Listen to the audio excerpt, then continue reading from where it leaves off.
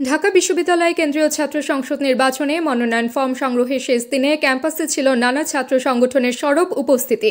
তবে শেষ মুহূর্তেও পূর্ণাঙ্গ প্যানেল ঘোষণা করতে পারেনি বাংলাদেশ জাতীয়তাবাদী ছাত্রদল।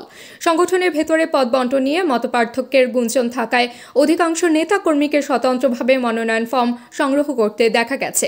ছাত্রদল নেতাদের দাবি, মনোনয়ন ফর্ম সংগ্রহের পর আগামীকাল দলের ভারপ্রাপ্ত চেয়ারম্যান তারেক রহমান চূড়ান্ত প্যানেল ঘোষণা করবেন। সোমবার দুপুরের পর থেকে একাধিক শীর্ষ নেতা আলাদাভাবে ফর্ম সংগ্রহ করেন। দুপুর ৩টার দিকে বি.এম. কাউসার ও আবিদুল ইসলাম খানের নেতৃত্বে ছাত্রদলের একটি অংশ মনোনয়ন ফর্ম সংগ্রহ সম্পন্ন করে। আমি আমার মনোনয়নপত্র গ্রহণ করেছি আমার সংগঠনের নির্দেশ অনুযায়ী।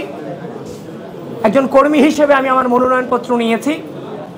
এখনো পর্যন্ত বাংলাদেশ জাতীয়তাবাদী ছাত্রদলের প্যানেল প্রকাশিত হয়নি, নির্ধারিত হয়নি। বাংলাদেশ জাতীয়তাবাদী ছাত্রদলের কেন্দ্রীয় নেতৃবৃন্দ এবং বাংলাদেশ জাতীয়তাবাদী ছাত্রদলের সাংগঠনিক অভিভাবক জনাব তারেক রহমানের নির্দেশেই খুব দ্রুতই হয়তো আপনারা সে প্যানেল দেখতে পারবেন।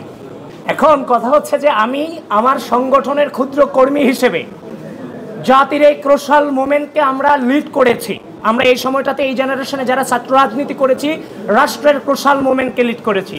ডাকসু কোনো শুধুমাত্র ঢাকা বিশ্ববিদ্যালয়ের ম্যাটার নয়, ডাকসু নির্বাচন গোটা বাংলাদেশের ম্যাটার। সুতরাং এই ক্রোশাল মুভমেন্টকে লিড করার জন্য আমরা এগিয়ে এসেছি, ফর্ম তুলেছি। আমার সংগঠন আমাকে যে জায়গায় দিবে আমি সেই জায়গায় সংগঠনকে লিড করব।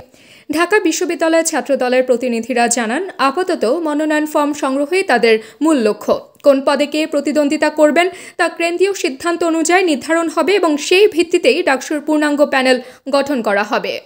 এদিকে স্বতন্ত্র প্যানেল ঘোষণা করেছে বৈষম্য বিরোধী ছাত্র আন্দোলনের সাবেক মুখপাত্র উমামা ফাতেমা। সোমবার দুপুরে মনোনয়ন ফর্ম গ্রহণের শেষ দিনে মনোনয়ন ফর্ম সংগ্রহ করেন তিনি। উমামা ফাতেমা বলেন, আমরা যোগ্যতা দেখে আগামীকাল প্যানেল ঘোষণা করব। আমরা শিক্ষার্থী বান্ধব একটি ডাকসু প্যানেল ঘোষণা করব। আজকে 18 আগস্ট আমাদের ডাকসু নির্বাচনের ফর্ম তোলার আজকে শেষ দিন ছিল। সেই জায়গা থেকে আমরা যেহেতু ঘোষণা দিয়েছিলাম যে একটি স্বতন্ত্র প্যানেল নিয়ে শিক্ষার্থীদের পক্ষ থেকে সাধারণ শিক্ষার্থীদের যারা রিপ্রেজেন্টেটিভ তাদের মধ্য থেকে আমরা যারা আগ্রহী, ডাকসু নির্বাচনে আগ্রহী তাদেরকে নিয়ে একটি প্যানেল ঘোষণা করব। সেই জায়গা থেকে আজকে আমাদের সম্ভাব্য যারা প্রার্থী সকলকে নিয়ে আমরা এখানে এসেছিলাম এবং আজকে আমরা এখানে মনোনয়ন ফর্ম সবাই আমরা তুলি।